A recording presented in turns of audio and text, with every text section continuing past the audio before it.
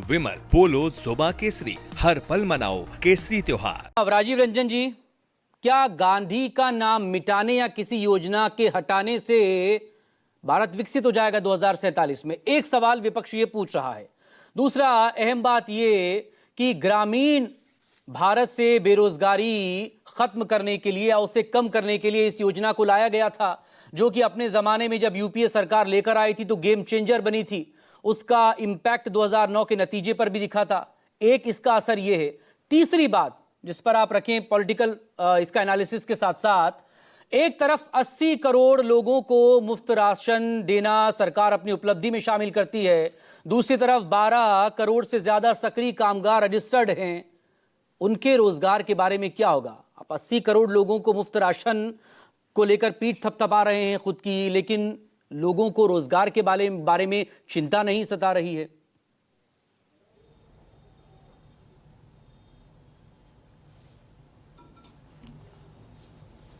देखिए मकसूद, ये महात्मा गांधी के नाम हटाए जाने को लेकर हम चर्चा पहले भी इसी कार्यक्रम में कर चुके हैं। महात्मा गांधी का नाम हटा देने से, उनकी योजनाओं में से, उनके पाठ्यक्रम में उनके हत्या के अंश को हटा देने से महात्मा गांधी के कद में कोई परिवर्तन होने वाला नहीं है। महात्मा गांधी जहाँ हैं वहाँ रहेंगे। और जो बात कही जाती है कि महात्मा गांधी को खारिज करने के लिए महात्मा गांधी का नाम ही लिया जाता है, आज आप देखिएगा अपने जवाब में शिवराज सिंह चौहान महात्मा गांधी के नाम को हटाते वक्त या वो जवाब देते वक्त महात्मा गांधी का ही नाम लेकर के कहेंगे कि उन्होंने आखिरी शब्द हे राम कहा था और उन्होंने रघुपति राघव राजा राम भजन कही थी और भगवान राम को कितना मानते थे महात्मा गांधी। अगर आज वो जिंदा होते तो वही बहुत ज़्यादा खुश हो जाते कि उनका नाम हटा के भगवान राम का नाम किसी योजना के साथ जोड़ा जा रहा। ये एक बात है जिसको लेकर के तमाम विपक्ष के सदस्यों ने और ये अपनी बात कही। मैंने भी ये बात कही थी कि ऐसा लगता है कि जी राम जी आ जाए, उसके लिए शब्दों को इस तरह से अंग्रेजी हिंदी के शब्दों को मिक्स कर दिया गया है। रोजगार एंड आजीविका मिशन, गारंटी फॉर रोजगार एंड आजीविका मिशन, ताकि कहीं से ऐसा नाम आ जाए।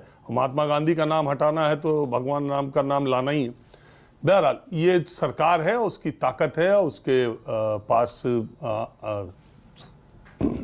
संख्या है और वो अपने संख्या बल के आधार पर ऐसा फैसला कर सकते, ये अलग मैटर है।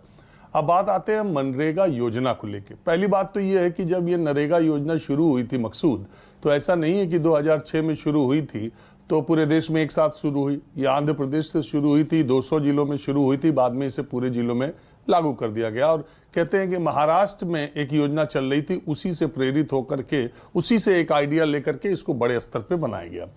उस समय की जो रूरल डेवलपमेंट मिनिस्ट्री की जो संसदीय समिति थी, उसके अध्यक्ष बीजेपी के नेता कल्याण सिंह जी थे और उन्होंने कहा था कि आज़ादी के बाद का ये सबसे महत्वपूर्ण कानून ग्रामों की निर्भरता, गांव के विकास के लिए, गांव के लोगों के अपलिफ्टमेंट के लिए सबसे बड़ी योजना, सबसे अच्छी योजना। बहरहाल ये योजना जब आई तो इसका सर्वसम्मति से पास किया गया। कहीं कोई डिबेट नहीं हुई और डिबेट हुई मगर कहीं कोई सत्ता पक्ष या विपक्ष में इस बात को तकरार नहीं थी। बाद में 2009 में जब मनमोहन सिंह दोबारा जीत करके आए थे तो 2010 में महात्मा गांधी का नाम इस योजना से जोड़ा गया था। आंध्र प्रदेश से शुरू हुआ था। अब ये बात जो कही जा रही है, पहली बात तो ये है कि देखिए, मैं खुद गांव से जुड़ा हुआ आदमी हूँ और मनरेगा योजनाओं को मैं देख रहा हूँ। मुझे ये कहने में कोई संकोच नहीं है कि इसमें लीकेज बहुत है और इसमें भ्रष्टाचार बहुत है। 12 लाख करोड़ से ज़्यादा पिछले अगर आप 2006 से ही जोड़ ले तो 12 लाख करोड़ से ज़्यादा इस पर खर्च हो चुका है। हर गांव में जितने पैसे गए हैं मनरेगा के, अगर वो सही से यूज़ हुए थे तो उस गांव के इंफ्रास्ट्रक्चर में आज कोई कमी नहीं रहती। अब वही होता है, कच्चा काम करना है, गड्ढे खोदे जाते हैं, गर्मी में खोदे जाते हैं, बरसात में भर जाते हैं। तो ऐसे ही ये पूरे 20 वर्षों से चल रहा था। इसके लीकेज को रोकने के लिए कोई भी योजना समय काल परिस्थितियों के हिसाब से उसमें परिवर्तन करना किसी भी सरकार के लिए जरूरी रहता है। सरकार ने ये पाया कि 12 करोड़ लोग रजिस्टर्ड है और जो ग्रामीण बेरोजगारी की दर इस योजना के लागू होने से पहले 25% थी, वो कम होकर अब 5% के आसपास है। तो इसको अब नए ढर्रे पर और नए तरीके से करने की आवश्यकता है। और ये बात सही है कि कच्चा मकान, वही गड्ढा ढुल्ला तालाब बनाना, वही बार बार बांध बनाना, वही बार बार भर जाना, वही कागज पे कर देना, इसके लीकेज को रोकने के लिए ऐसा नहीं है, प्रयास किए गए लेकिन अभी तक वो बहुत कारगर साबित नहीं हुए। सरकार ने ऐसी कोशिश की। दूसरी बात, मनरेगा को 100% केंद्र सरकार की फंडिंग की वजह से भी ये था कि राज्यों के ऊपर दबाव नहीं है और सारी इसकी मॉनिटरिंग और सारी चीजें ज्यादातर राज्य सरकार की मशीनरी के हाथ में है। जब तक राज्य सरकार का पैसा इसमें खर्च नहीं होगा तब तक शायद वो गंभीरता इस योजना को लागू करने के लिए जमीनी स्तर पर ना हो। मुझे लगता है कि ये उसकी जिम्मेदारी को तय करने के लिए भी राज्यों का इसमें प्रतिशत बढ़ाया गया होगा। जो चीजें लाई गई हैं और जो सोच करके लाई गई हैं उस पर भी चर्चा करना जरूरी है। अब बात आती है, कई राज्य ऐसे हैं, अभी पश्चिम बंगाल में चुनाव हो रहे हैं और आपने देखा होगा कि पश्चिम बंगाल के सांसदों ने कई बार प्रदर्शन किया है कि मनरेगा का 52,000 करोड़ रुपए मोदी सरकार ने उनका रिलीज नहीं किया है। आप जबकि केंद्र सरकार को पूरी फंडिंग करनी थी और पश्चिम बंगाल इस बात की शिकायत कर रहा है। आंध्र प्रदेश अगर टीडीपी की देख लें तो वो राज्य का सहयोगी दल है और उनके सांसद कल उन्होंने पार्लियामेंट में क्या बात कही आपने सुनी होगी। उन्होंने सीधे सीधे कहा कि 2014 में जो बाइफर्केशन हुआ आंध्र प्रदेश और तेलंगाना का, उसमें जो वो इस तरह से हुआ कि आंध्र प्रदेश की आर्थिक स्थिति पर उससे बहुत फर्क पड़ा है।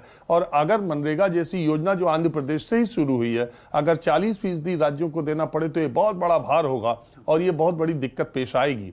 और देखिए, मनरेगा ने ग्रामीण स्तर पर लोगों को बेरोजगारी या पैसे के स्तर पर पैसा तो गया है उनके पास और वो अपलिफ्टमेंट हुआ है। ठीक है, भ्रष्टाचार भी हुआ है इसमें खूब जम करके, इसमें भी कोई दो राय नहीं। तो कुल मिला जुला के बात यह है कि आज मंत्री जी जवाब देंगे और उसमें क्या क्या बातें और जोड़ी जाती हैं नाम को लेकर या इसको समिति के पास भेजा जाता है, क्या होता है। लेकिन सरकार की मंशा उसके लीकेज को रोकने के लिए भी है और राज्य सरकार केंद्र से आए फंड को ऐसे ही नीचे जाए और उसकी मॉनिटरिंग या उसका सुपरविजन या जितना क्लोजली वॉच करना चाहिए नहीं है। शायद उसके लिए उसकी जिम्मेदारियों के लिए उसके 40% का दिया है। और दूसरे एक माफ कीजिए, बहुत बड़ी राशि ये कही जाती है, वो 1 लाख करोड़ से ऊपर हो चुकी है वो राशि। और योजना, ये जो मनरेगा योजना है, इन निश्चित तौर पर ग्रामीण सशक्तिकरण के लिए महात्मा गांधी का नाम जोड़ा गया था। जब 2010-9 में मनमोहन सिंह आए थे तो महात्मा गांधी का नाम जोड़े जाने के पीछे तर्क यही दिया गया था कि ग्रामीण भारत को सशक्त करने की फिलॉसफी, दर्शन महात्मा गांधी का था, इसलिए उनका नाम जोड़ा गया था। अब जो नई सरकार है इसमें राम उनके लिए ज्यादा महत्वपूर्ण है, सबके लिए है, हमारे और आपके जीवन में भी सबके लिए है, सबके आराध्य हैं। तो उसका कहां से कैसे नाम जोड़ा जा सके और महात्मा गांधी आरएसएस की विचारधारा से के लिए हमेशा से खटकते रहे हैं। वो वैचारिकी जो एक चली आ रही है और ये वैचारिकी का संघर्ष है, वो भी इसमें दिखाई दे रहा है। हाँ, लेकिन जब भी कोई राष्ट्राध्यक्ष भारत की धरती पर आता है तो वो राजघाट जरूर जाता है, तो वहां से कैसे गांधी को मिटाया जाएगा, ये बड़ा सवाल। बहरहाल